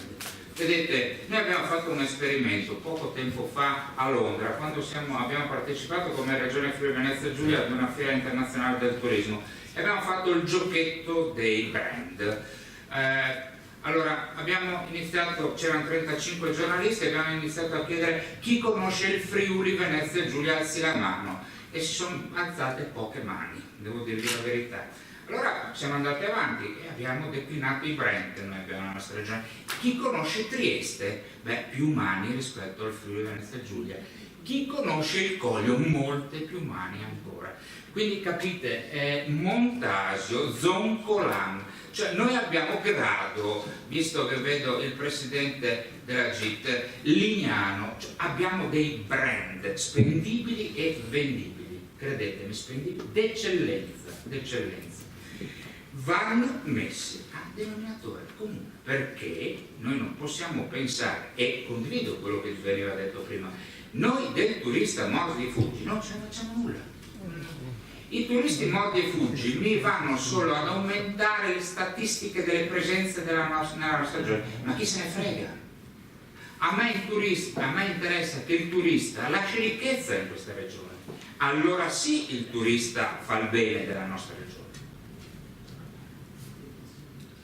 Guardate, Gorizia non a caso non ho posto in Italia come qualità della vita. Va bene. Gorizia ha una potenzialità enorme, non solo Coglio Verda, non solo patrimonio UNESCO, ma anche con Nova Gorizia. Io vi aiuterò per quanto è nelle mie possibilità, per quanto riguarda la candidatura Gorizia, Nova Gorizia come città capitale europea della cultura. Questa per il Friuli Venezia Giulia può rappresentare un'enorme opportunità, al di là dei capitali che, come dire, arriverebbero, che non guastano, ma per la capacità attrattiva che questo progetto può, è stato dimostrato, no? Matera, piuttosto che migliaia, centinaia di migliaia di persone che arrivano a visitare. Quindi, ci sono, sindaco, io ci sono, assessore carissimo, io ci sono per qualsiasi iniziativa. Non voglio davvero, è tardi, quindi è giusto che ognuno di noi vada a casa a mangiare e stare con le proprie famiglie. Io mi rendo disponibile per fare un altro incontro, caro Presidente, però li dobbiamo fare un po' più, no? In maniera tale che io possa alla fine magari spiegare quelle che sono le mie idee sul turismo. Questa sera rischierei davvero di annoiarvi ulteriormente, ho voluto semplicemente darvi 4 spunti, ma davvero mi rendo disponibile per una puntata numero 2. Grazie e buonasera a tutti.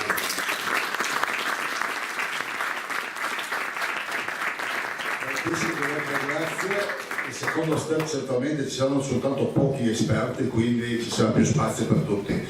Adesso vogliamo dare la parola al pubblico per degli interventi mirati su quello che è. Ecco, allora il primo intervento ovviamente è quello di Federico Portelli. Io vorrei che ci fossero. Allora, il signor Tumani.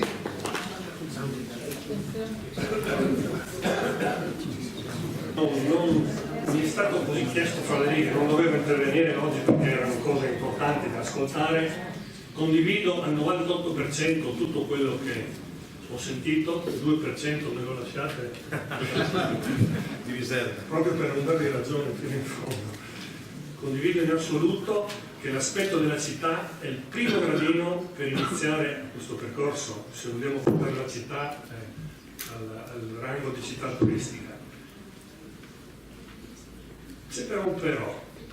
Io per tutta la mia vita, non so perché, deve essere una questione di DNA come quella del cane da caccia, che nasce il cane da caccia e poi continua a fare il cane da caccia. Qualsiasi lavoro che ho fatto nella mia vita era inerente all'economia. Vi posso dire soltanto che a 25 anni avevo la responsabilità di acquistare 400 milioni di lire per conto di una ditta di Gorizia e fare la programmazione proprio sugli acquisti. E lì ho capito che insomma mi veniva facile pensare a queste cose e da lì in poi tutti i lavori che ho fatto hanno riguardato l'economia. A un certo punto, derivando da una famiglia, per un quarto della mia famiglia, da parte dei nonni, prettamente di Gorizia, abitavano nella più bella casa che era in via Marconi, quella col terrazzo lì. Ho respirato quest'aria di cui abbiamo parlato oggi da quando avevo 4 anni. Io andavo dalla mia bisnonna e vedevo dei quadri che lei mi raccontava, fossero della storia di Gorizia, vedevo dei libri, quelle cose lì. Questo mi è rimasto dentro per molti anni, senza però avere un interesse particolare. Poi quando l'età va avanti, gli interessi cambiano, lo sport l'avevo un po' abbandonato e mi sono cominciato a interessarmi della storia di Gorizia. Ho una biblioteca discreta di questo. E un paio di anni fa, quando poi ho avuto un po' di calma nella mia vita lavorativa. Signor Claudio, una domanda, perché altrimenti non ce la facciamo a fare. No, ma arrivo al sommo. Mi sono preso del tempo per capire cosa si può fare a Gorizia. Ma bene inteso, senza l'impiego di capitali, perché ero abituato a ragionare con le cose che in un autonomo devono camminare. E mi sono messo lì, ho messo circa 3 anni per concludere questo percorso. 3 progetti sono usciti, 2 non li lasciamo in parte adesso. Il più completo è un progetto che riguarda il turismo, che ho giudicato immediatamente necessario, nel quale ho giudicato che sia necessariamente il coinvolgimento di Nuova Gorizia, perché abbiamo 2 poli di attrazione completamente diversi. Se noi abbiamo, diciamo, dalla nostra parte la storia e la cultura, loro hanno quello del divertimento con questi 2 casinò più grandi d'Europa, sono complementari, possiamo avere una marcia in più per attirare la gente qua. Non tutti possono volere 4 giorni di cultura, qualcuno può volere una sera e c'è una marcia in più per fare. Ho concepito una roba di questo genere. Gorizia è importante, ma se riusciamo a coinvolgere anche un'altra città molto importante in questo progetto, forse abbiamo una marcia in più. Mi sono informato quanti turisti avviene in un anno, sono 12 milioni. Ho detto benissimo, esiste un treno in Europa fatta da un miliardario che si chiama Imperator Majestic Train, che è una cosa da follia pura. Hanno portato il treno in Boemia, dove è stato fatto il primo di Francesco Giuseppe, l'hanno rifatto completamente e viene dato a noleggio. E io ho convocato il proprietario, questo miliardario, a Klagenfurt, ci siamo trovati e ho detto cosa ne penserebbe di un progetto, di una linea. È la prima volta che mi si chiede di fare una linea fissa, ma mi sta, ho detto, ci sto. Ho convocato un altro amico che va bene, che è un senatore della Repubblica, mi ha dato una mano, ho trovato un'agenzia a Vienna, ho invitato a Gorizia un'agenzia turistica che lavora in tutto il mondo, ha le sedi da Pechino, New York, sono venuti qua, li ho fatto visitare la città, hanno accettato e quella parte era a posto. Poi ho fatto un sondaggio di tipo economico, prima per Friuli e FVG, poi ho fatto delle aziende, delle agenzie private per vedere se l'interesse poteva essere, e tutti quanti mi hanno detto guarda, non mirare ai pensionati, mira altissimo. Ma io ho fatto un'obiezione sul momento, ho detto guardate che Gorizia non ha un lusso tale da poter andare a confronto con Las Vegas per uno che vuol fare, no, ho detto no, ho detto non è questo il problema. Allora io ho girato il problema e ho detto ok, ce la giochiamo sulla storia, mettiamo un titolo, 4 giorni, un viaggio nella storia, e questo viaggio nella storia comprende 4 giorni a Gorizia, passando dalle cantine vinicole del Coglio e di Burda, che è fatto a cavallo del confine, passando per naturalmente il castello, la cripta dei Borboni, il Coglio sicuramente, una serata di gala con musica esclusivamente con i musicisti arrivati da Vienna in abito da sera, le carrozze dell'Ottocento, e la domenica dopo 4 giorni i ristoranti goriziani, è ben descritto in un programma già pronto tutto, è già catalogato tutto. La domenica mattina le carrozze dell'Ottocento sono rese disponibili, ce ne sono 100 nel Triveneto disponibili a fare questo servizio, prenderanno i turisti, li metteranno su questo treno e in 8 ore faranno 2, tra l'altro, delle ferrovie più belle che ci sono in Europa. Una è già patrimonio dell'UNESCO, del Semmering, vi dico per conoscenza che già nel 1850 era una ferrovia di montagna a doppio binario, e l'altra è la nostra Transalpina, che è archeologia industriale, non è stata elettrificata, grazie a Dio, è rimasta lì. E sono motivi di grosso interesse. Quanto costa fare questo? Allora ho cominciato a fare 2 pensieri, ho detto no, a me bastano 20.000 euro. Ho chiamato i 2 sindaci, quello di Nuova Gorizia, quello di Gorizia, li ho messi assieme e ho detto guarda, io vado avanti, mi metto a scrivere, faccio tutta questa roba. Se gli va bene, mi servono 10.000 euro dall'uno, 10.000 euro dall'altro.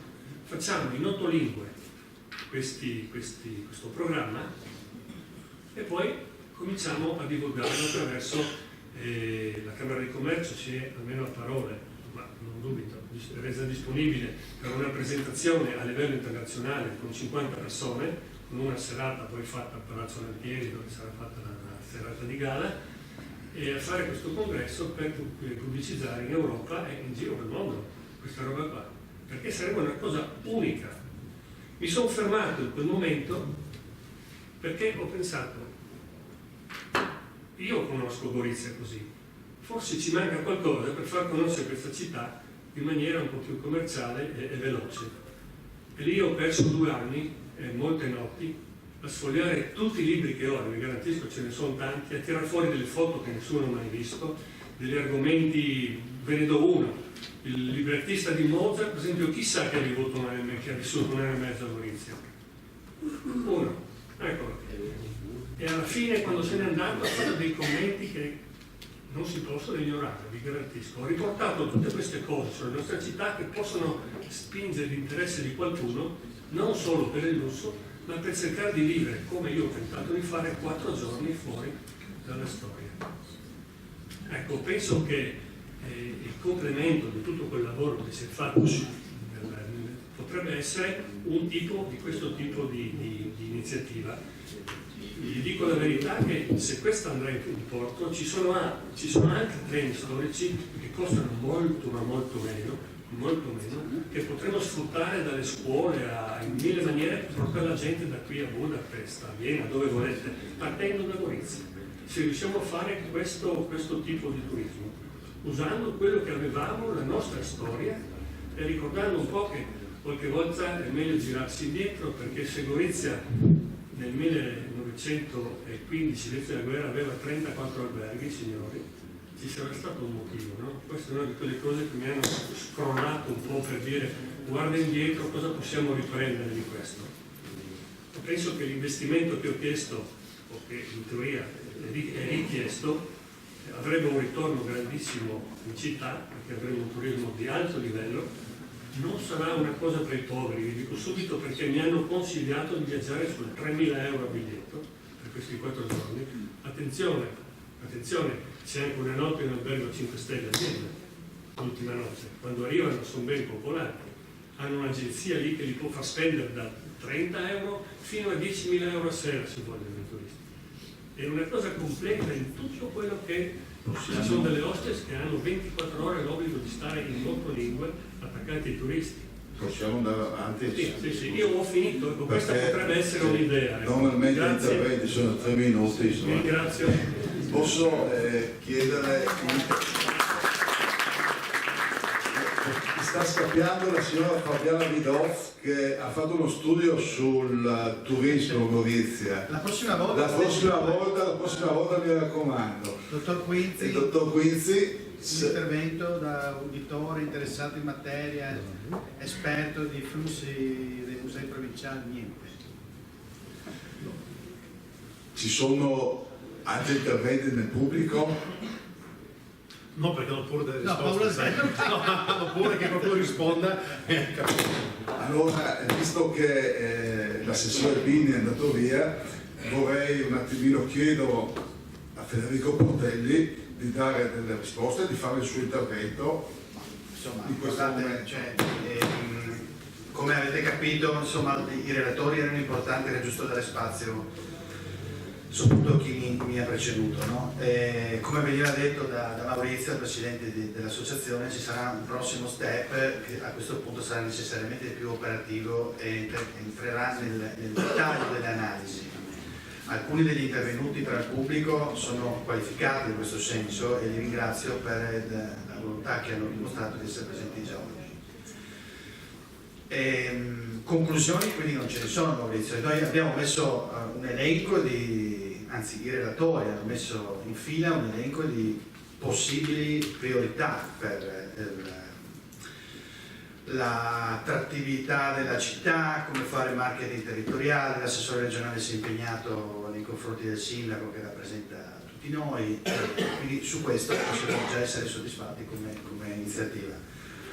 Però ci rendiamo conto che c'è molto da lavorare. L'intervento di Domani, ad esempio, io conoscevo il suo progetto, è un progetto che richiederebbe solo quello un'ora di approfondimento. Quindi, casomai, cogliendo anche lo spunto che ci dava Fabrizio, che chiedeva a Bini di fare i tavoli nei capoluoghi, magari fatti carico Fabrizio di fare un tavolo comunale, no? Su turismo e cultura, perché poi alla fine la gran parte dei relatori, come vedi, con questo spirito sono pronti, secondo me, ad aiutare l'amministrazione.